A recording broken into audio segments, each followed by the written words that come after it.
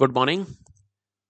पिछली जो क्लास रही उस क्लास में हमने पर्यावरण भूगोल का अर्थ क्या होता है और पर्यावरण भूगोल की क्या परिभाषाएं हैं तथा साथ ही साथ हमने देखा कि पर्यावरण भूगोल का जो विषय क्षेत्र है वो कितना विस्तृत है। तो आज उसी कड़ी में हम आगे बढ़ते हुए आज हम पढ़ेंगे कि जो पर्यावरण भूगोल है जिसे हम इन्वायरमेंटल ज्योग्राफी कहते हैं उसका अदर नेचुरल जो साइंसेस है या प्राकृतिक विज्ञानों से इसके क्या संबंध है। तो एक किताब की पीडीएफ को हम डिस्कस करते हैं और डिस्कस के साथ हम बात करते हैं कि किस प्रकार से इसका संबंध अन्य विषयों के साथ पाया जाता है। तो हमें बात करते हैं कि पर्यावरण भूगोल एक अंतर विषय विषय है, यानी इस एक विषय के अंतर्गत बहुत सारे विषय इसके अंदर शामिल किए जा सकते हैं। बहुत सारे विषयों का एक समावेश के रूप में पर्यावरण को पढ़ा जा सकता है। तो इस प्रकार से इसका संबंध अनेक प्राकृतिक विज्ञानों से है और ये कहना कहीं पर भी अतिशयोक्ति नहीं होगी कि पर्यावरण भूगोल का जो आधार है वो है प्राकृतिक विज्ञान, यानी नेचुरल जो साइंसेस है वह आधार है पर्यावरण भूगोल का, क्योंकि प्राकृतिक जो पदार्थ हैं वो मिलकर ही पर्यावरण का निर्माण करता है और पर्यावरण का भूगोल के साथ संबंधों को हम पर्यावरण भूगोल के अंतर्गत पढ़ते हैं। या कहे कि प्राकृतिक विज्ञान हो, चाहे पर्यावरण हो और चाहे भूगोल हो, तीनों की जो विषय वस्तु है वो एक ही प्रकार की है। पर्यावरण भूगोल का संबंध एक तरफ तो जीव विज्ञान से है और दूसरा अर्थ साइंसेस से। जीव विज्ञान के अंतर्गत हम पादप और जीवों का अध्ययन करते हैं। भू विज्ञान के अंतर्गत हम अर्थ के इंटीरियर, अर्थ के जो एक्सटीरियर पार्ट है उसके अलावा अर्थ का कह सकते हैं कि जो यूनिवर्स है पूरे यूनिवर्स की बात करते हैं, कैसे बना, क्या। तो हर प्रकार से हम ये कह सकते हैं कि पर्यावरण भूगोल के अंतर्गत बहुत सारे विषयों का एक समावेश है। ये शहद है जिसे मधुमक्खियों ने कई मकरंद को इकट्ठा करके पुष्पों पर बैठ बैठ कर उसकी इस विशेष सामग्री को एकत्रित किया है। तो इसी कड़ी में हम देखते हैं कि पर्यावरण भूगोल का पारिस्थितिकी से क्या संबंध है, कि इन्वायरमेंट ज्योग्राफी का इकोलॉजी से क्या संबंध है। तो सबसे पहले हमें दोनों विषय के बारे में जानकारी होनी चाहिए कि पर्यावरण भूगोल क्या कहता है और पारिस्थितिकी विज्ञान क्या कहता है। तो हम पारिस्थितिकी इकोलॉजी की बात करते हैं तो इस विज्ञान में या इस विषय में हम विभिन्न जीवों, सभी जीवों का संपूर्ण वातावरण या पर्यावरण के साथ संबंधों का अध्ययन करते हैं। अर्थात हम इसके अंदर पढ़ते हैं कि जीव कैसे उत्पन्न हुआ, कैसे उसका उद्भव हुआ, कैसे वह अपने आप को पोषित रखता है, कहाँ से उसको भोजन प्राप्त होता है, कहाँ से उसे ऊर्जा प्राप्त होती है, ऊर्जा कहाँ से प्राप्त होती है, ऊर्जा किस प्रकार से उसका प्रवाह चलता है, किस प्रकार से वो अपने आप को डेवलप करता है। इन सभी तत्वों का, इन सभी की क्रिया प्रतिक्रियाओं का हम अध्ययन इकोलॉजी के अंतर्गत करते हैं। तो इस प्रकार से जो इकोसिस्टम है उसमें विभिन्न जो वनस्पति है, विभिन्न जो पेड़ पौधे हैं तथा विभिन्न जो जीव है वह जल, वायु और मृदा से अंतःक्रिया करते हैं। यानी वनस्पति को ले लीजिए, वनस्पति बिना जल के, या फिर कह सकते हैं कि वनस्पति जल से पोषण प्राप्त करता है, वायु से पोषण प्राप्त करता है, मृदा से पोषण प्राप्त करता है, उससे इंटरेक्शन करता है, उससे प्रतिक्रिया करता है। इसी रूप में ऊर्जा का प्रवाह चलता है। तो इसी प्रकार से जल, वायु और मृदा किसके भाग है? ये अजैविक पदार्थ भूगोल के हिस्से। तो इस प्रकार से भूगोल का अध्ययन या बिना भूगोल के हम प्राकृतिक तत्वों का अध्ययन नहीं कर सकते। जब पर्यावरण भूगोल की बात करते हैं, पर्यावरण भूगोल में हम जीवों, विशेषकर मानव जीवों में हम सबसे ज्यादा बात करते हैं मानव की, और उसकी विभिन्न जो एक्टिविटी होती है उसके बारे में अध्ययन करते हैं कि उसकी क्रियाशीलता किस प्रकार की, वो पर्यावरण के साथ किस प्रकार के अपने संबंधों को बनाए रखता है, किस प्रकार से स्वयं पर्यावरण से प्रभावित होता है और अपने क्रियाकलापों से पर्यावरण को भी प्रभावित करता है। तो इसका अध्ययन वो कैसे प्रभावित करता है या प्रभावित होता है, उसका अध्ययन हम स्पेस, स्थान के संदर्भ में, समय के संदर्भ में बात करते हैं। कब, कितना और कहाँ प्रभाव रहा। तो इस प्रकार से हम विभिन्न इकोसिस्टम में वनस्पति की बात करते हैं, जीव-जंतुओं के वितरण की बात करते हैं, उसके प्रभावों का अध्ययन करते हैं। तो इस प्रकार से कहा जा सकता है कि पर्यावरण भूगोल जो विषय है, उसमें और पारिस्थितिकी जो है यानी इकोलॉजी है, उसमें घनिष्ठ संबंध पाए जाते हैं। दोनों की विषय वस्तु एक समान। इसी कड़ी में दूसरा इसका जो संबंध देखते हैं वनस्पति शास्त्र के साथ है, बॉटनी के साथ। बॉटनी के अंतर्गत हम विभिन्न वनस्पति के उद्भव, विकास, प्रकार, विशेषताओं का अध्ययन करते हैं। तो वनस्पति शास्त्र का जो अध्ययन क्षेत्र है वो पादप और वनस्पति का संपूर्ण अध्ययन, जिसमें एक पादप कैसे उद्भवित होता है, संरचना, विकास, उसके पोषण, ऊर्जा प्रवाह, फैलाव, इन सभी का हम वैज्ञानिक अध्ययन करते हैं। और पादपों का जो नियंत्रण कौन है, कौन नियंत्रित करता है? पर्यावरण, उसके आसपास का पर्यावरण, जिससे वो पोषण प्राप्त करता है, यानी जल जो उसे पोषण प्रदान करता है, वायु, मृदा जिसमें उसकी जड़ें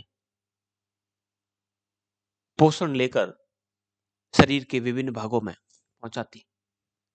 यही कारण है कि जल, वायु तथा मृदा के आधार पर पादपीय विविधता मिलती है। कहीं पर आपको बबूल के पेड़ मिलेंगे तो कहीं पर आपको दूसरे प्रकार की झाड़ियां, कहीं पर आपको शंकु के आकार के वृक्ष मिलेंगे और कहीं पर आपको छोटी जड़ों वाले कंटीली झाड़ियां। ये अंतर मृदा, जल और वायु निर्धारित करती है। तो इस प्रकार से अगर हम भौगोलिक अध्ययन की बात करें तो पादपीय वितरण जो प्राप्त होता है, तो पादप कहाँ के पादप? राजस्थान के पादप, राजस्थान में वनस्पति, भारत में वनस्पति या विश्व में वनस्पति, इन सब का अध्ययन हम करते हैं वनस्पति शास्त्र। और इसके साथ ही साथ हम पर्यावरण भूगोल के अंतर्गत भी जैव विविधता के अंतर्गत पर्यावरण के साथ इसके संबंधों का अध्ययन करते हैं। कितने पादप के समुदाय हैं? जब भी हम किसी पादप की बात करते हैं तो हम सबसे पहले आते हैं कि ये किस समुदाय का है, किस प्रकार का है, क्या इसका नेचर है, क्या इसकी विशेषताएं हैं। पत्तियों का आकार हो, चाहे पत्तियों का रंग हो, जड़ों की प्रवृत्ति हो, चाहे तनों की प्रवृत्ति, के आधार पर हम उसका विभाजन करते हैं और विभिन्न प्रकार के बायोम का अध्ययन करते हैं, जैविक इकाइयों, बायोम। इन प्रकार से हम कह सकते हैं कि वनस्पति शास्त्र और पर्यावरण भूगोल जो है एक दूसरे से कोरिलेटेड है। इसी प्रकार से हम बात कर रहे हैं पर्यावरण भूगोल और प्राणी विज्ञान, जूलॉजी, जिसके अंतर्गत हम जीवों का अध्ययन करते हैं। जीवों का उद्भव, विकास, संरचना, विस्तार, विशिष्टताएं, इन सभी का वैज्ञानिक जो अध्ययन किया जाता है वो किया जाता है जूलॉजी में। इसमें न केवल हम स्थलीय भाग में रहने वाले जीव, कल्चर यानी जो स्थलीय भाग में रहते हैं, बल्कि जलचर, जल में रहने वाले जीवों का, पक्षियों का, उभयचर जो जीव में भी रहते हैं, जल में भी रहते हैं तथा थल में भी रहते हैं, उन सभी की विशिष्टताओं का अध्ययन करते हैं। और इसका आधार क्या है? वहाँ की पारिस्थितिकी, क्या इकोलॉजी है, वो क्या खाता है, किस प्रकार की वनस्पति पर निर्भर रहता है। वनस्पति किस पर निर्भर रहती है? जल, वायु और मृदा पर। तो इस प्रकार से हम कह सकते हैं कि जीव पर्यावरण में ही विकसित होता है और पर्यावरण में ही उसका अंत हो जाता है। लेकिन जब पर्यावरण में फर्क आता है तो जीवों में अंतर आता है, उस पर निर्भर रहने वाले जीव। उदाहरण के तौर पर अगर देखें कि ऑस्ट्रेलिया या अफ्रीका के ऐसे रीजन जहां पर कह सकते हैं कि वृक्ष काफी ऊंचे ही पाए जाते हैं, तो ऊंची झाड़ियां पाई जाने के कारण वहां पर जो जीव पाए जाते हैं उनकी गर्दन बड़ी होती है। तो इसी प्रकार से कई ऐसे क्षेत्र जहां पर कह सकते हैं स्थलीय भाग की कमी है, तो वहां पर उभयचर या जलीय जीवों की अधिकता होती है। तो जैव विविधता आपको अलग अलग प्रकार के क्षेत्रों में अलग अलग प्रकार की देखने को मिलती है। तो जैव विविधता का अध्ययन हम प्राणी विज्ञान के अंदर भी करते हैं। जीवों की विविधता, एक ही स्थान पर कितने प्रकार के जीव मिलते हैं, कौन कौन सी प्रजातियां विलुप्त होने के कगार पर है, इनका संरक्षण आवश्यक है। तो इसी प्रकार से दोनों ही जो विषय होते हैं, उन दोनों विषयों की जो विषय वस्तु है समान है। यानी पर्यावरण भूगोल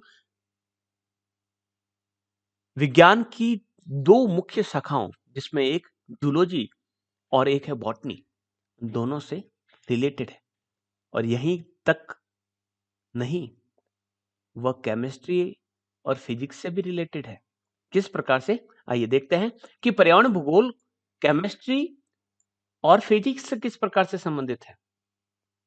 रसायन शास्त्र की बात करें और रसायन शास्त्र का जो पर्यावरणीय अध्ययन हम करते हैं, तो हम पदार्थों की विभिन्न रासायनिक बनावट का अध्ययन करते हैं।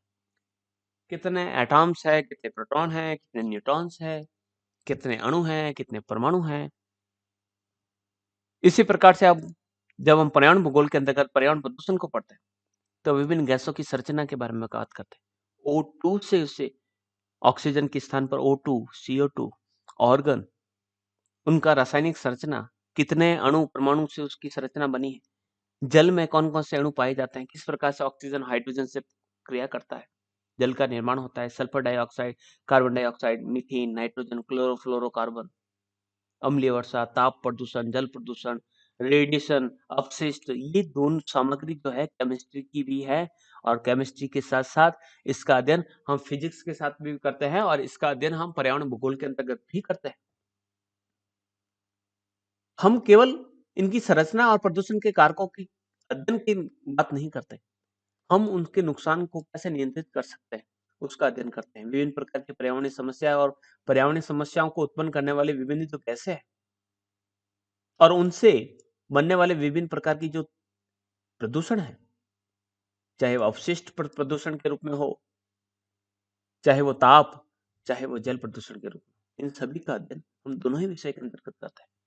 फिजिक्स की बात करें तो फिजिक्स में हम विभिन्न प्रकार की यूवी रेज, पराबैंगनी किरणों के बारे में बात करते हैं। ओजोन में छेद की बात करते हैं।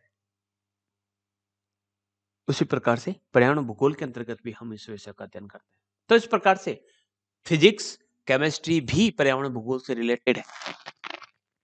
इसी प्रकार से आगे बढ़ते हैं और पर्यावरण भूगोल का भू आकृति विज्ञान, जियोमॉर्फोलॉजी, जलवायु विज्ञान, ओशियन साइंसेज या ओशनो, आपके क्लाइमेटोलॉजी काफी चाहूंगा, क्लाइमेटोलॉजी, समुद्र विज्ञान यानी ओशनोलॉजी और इसके साथ-साथ हम जियोलॉजी, भूगर्भ विज्ञान के बारे में भी बात करते हैं। किसी भी भूगर्भिक संरचना को देखें तो उसके जो भू-आकृतिक जो स्वरूप है, उसका प्रभाव, उसके जो क्षेत्र है, उसके जो भौतिक पर्यावरण है, उस पर प्रभाव पड़ता है। कि उसकी संरचना जैसे कि मृदा या जो मिट्टी है, मिट्टी में कौन-कौन से खनिज तत्व पाए जाते हैं? क्या उस मिट्टी में जल आसानी से प्रवेश कर जाता है? चट्टानों में कौन-कौन से संस्तर, कौन-कौन से लेयर पाए जाते हैं? इन सभी का अध्ययन हम दोनों ही विषय के अंतर्गत करते हैं। जियोमॉर्फोलॉजी की बात करते हैं जिसमें भू आकृति विज्ञान की बात होती है। किस प्रकार का लैंड स्ट्रक्चर बनता है, प्राथमिक स्तर के, द्वितीयक स्तर के और तटीय स्तर के। प्राथमिक स्तर के अंतर्गत हम महाद्वीप, महासागरों को शामिल करते हैं। द्वितीयक के अंतर्गत पर्वत, पठार, मैदान को शामिल करते हैं। तृतीय स्तर पर हम बात करते हैं विभिन्न जो स्थलाकृतियां बनती है पवन के द्वारा या आपके जल के द्वारा या हिमानी के द्वारा। तो इनका अध्ययन हम करते हैं दोनों ही विषय। तो जियोमॉर्फोलॉजी का जो अध्ययन है वह हम एनवायरमेंटल जियोमॉर्फोलॉजी के अंतर्गत करते हैं। क्या स्थलाकृतियां प्रभावित करती है? हम पर्वतों की बात करें तो पर्वतों में पाए जाने वाले जीव भी अलग प्रकार के मिलेंगे और वहां पर वनस्पति भी अब आपको अलग प्रकार की मिलेगी जो आपको मैदानी भागों में नहीं मिलती है। तो जियोलॉजी ने यानी उसके जो स्ट्रक्चर है, उसका जो मॉर्फोलॉजिकल जो स्ट्रक्चर है, उसने तय किया कि वहां पर कौन सी जीव रहेंगे और किस प्रकार की वनस्पति रहेंगी। पेड़ गोल आकार में रहेंगे या शंकु आकार में रहेंगे, ये क्लाइमेट ने तय किया। तो दोनों ही जो है एक दूसरे से प्रभावित है। इसी प्रकार से जू भू पारिस्थितिकी तंत्र, जियो इकोसिस्टम के बारे में भी हम बात करते हैं दोनों विज्ञानों। जैसे कि एकदम से अचानक भू आकृति का बिगड़ना, भूकंप आया, एकदम समतल क्षेत्र था, पूरा स्वरूप बिगड़ गया, कोई भाग ऊपर उठ गया तो कोई भाग नीचे धस गया, जमीन में लंबी लंबी दरारें हो गई, ज्वालामुखी विस्फोट से जो लावा निकला, उस लावे के जमाव से कहीं पठार बन गए और कहीं तो झीलें बन गई, लैंडस्लाइडिंग हुआ, झील में भूस्खलन से मैदान बन गया। तो इस प्रकार से हम दोनों ही के अंतर्गत बात करते हैं, दोनों ही विषयों का। क्लाइमेटोलॉजी की या जलवायु विज्ञान की बात करते हैं। जलवायु के अंतर्गत हम बात करते हैं तापमान, वर्षा, वायुदाब, आर्द्रता, हवाएं, जलवायु के प्रकार, जलवायु कटिबंध, जलवायु की विशिष्ट प्रकार, आंधी, तूफान, टॉर्नेडो, चक्रवात, अल नीनो, इन सभी का अध्ययन करते हैं हम जलवायु विज्ञान की क्लाइमेटोलॉजी के अंतर्गत। और ये जो क्लाइमेटोलॉजी के जितने भी चंद है, तापमान, वर्षा की बात करें या हवाओं की बात करें, आंधी तूफान की बात करते हैं, प्रभावित किसके करते हैं? जीव को प्रभावित करते हैं, वनस्पति को प्रभावित करते हैं। इसलिए हम इसका हम वनस्पति शास्त्र में भी अध्ययन करते हैं और इन जलवायु का जो प्रभाव रहता है जीव पर पड़ता है। आप देखेंगे गायों का रंग कहीं पर वो सफेद है, कहीं पर लाल है, कहीं पर गलेरिया कह सकते हैं उड़ रही है, कहीं पर कह सकते हैं तैर रही है। कहीं पर मनुष्य की जो चमड़ी है, उसकी चमड़ी का रंग जो है काला है, कहीं उसके बाल घुंघराले हैं, कहीं पर लंबे हैं, कहीं पर श्वेत तो कहीं पीले रंग की चमड़ी की जनजातियां मिलती है। ये सब कौन तय करता है? जलवायु। जलवायु का स्पष्ट प्रभाव प्रजातियों पर पड़ता है, इसको हमने पढ़ा है मानव भूगोल के अंतर्गत। तो इस प्रकार से जलवायु जीव और वनस्पति को प्रभावित करते हैं। जीव और वनस्पति का अध्ययन हम पर्यावरण के अंतर्गत करते हैं और जलवायु का अध्ययन हम क्लाइमेटोलॉजी के अंतर्गत करते हैं। क्लाइमेटोलॉजी ज्योग्राफी का एक अभिन्न अंग है। तो इस प्रकार से दोनों ही विषय में हम एक ही प्रकार की विषय वस्तु का अध्ययन करते हैं, यानी दोनों ही जो विषय है को रिलेटेड है। नेक्स्ट बात करते हैं सामुद्रिक विज्ञान, ओशिनोग्राफी। अब ओशिनोग्राफी की बात करें, ओशिनोग्राफी के अंतर्गत हम महासागरों और सागरों की बात अमूमन करते हैं, जो पर्यावरण का एक अभिन्न अंग है। पर्यावरण का अपने अभिन्न अंग किस प्रकार से कि उसका एक अलग इकोसिस्टम होता है, उसका एक पारिस्थितिक तंत्र होता है।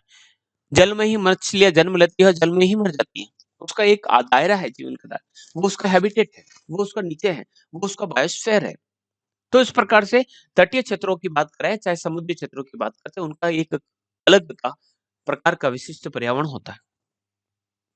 तो दोनों ही विषय के अंतर्गत हम विज्ञान की बात करें, ये दोनों ही विषय के अंतर्गत बात करें, तो उसके अंदर हम पर्यावरण की बात करते हैं, हम जीवों की बात करते हैं। जीवों यानी समुद्र में पाई जाने वाली वनस्पति, जिसे फाइटोप्लैंक्टन कहते हैं। समुद्र में पाए जाने वाले छोटे-छोटे से सूक्ष्म जो जीव होते हैं, जिसे जू प्लैंक्टन कहते हैं।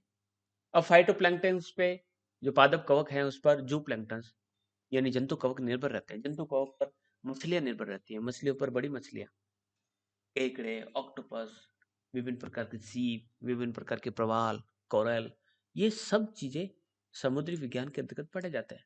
अलग अलग प्रकार का डिपोजिशन, डिपोजिशन का रंग कैसा होगा, नीला पंख होगा या हरा पंख होगा, ये जीवों पर निर्भर है। यानी हर प्रकार से हम कह सकते हैं कि जो क्लाइमेटोलॉजी है उसमें हम जीवों के साथ साथ पर्यावरण की बात करते हैं। समुद्री तूफान, सुनामी की बात करते हैं, पर्यावरण को हानि पहुंचाते हैं। इसलिए हमें जानना जरूरी होता है कि पर्यावरण को प्रभावित करने वाले कारक कौन कौन से। सागरीय प्रदूषण, सागर के अंतर्गत जो डेब्रिस या जो ऑयल का जो प्रदूषण बढ़ रहा है वो भी समस्या है। तो दोनों ही विषयों का हम एक स्वरूप में अध्ययन करते हैं। तो ये तो था विभिन्न प्राकृतिक विज्ञानों के साथ संबंध।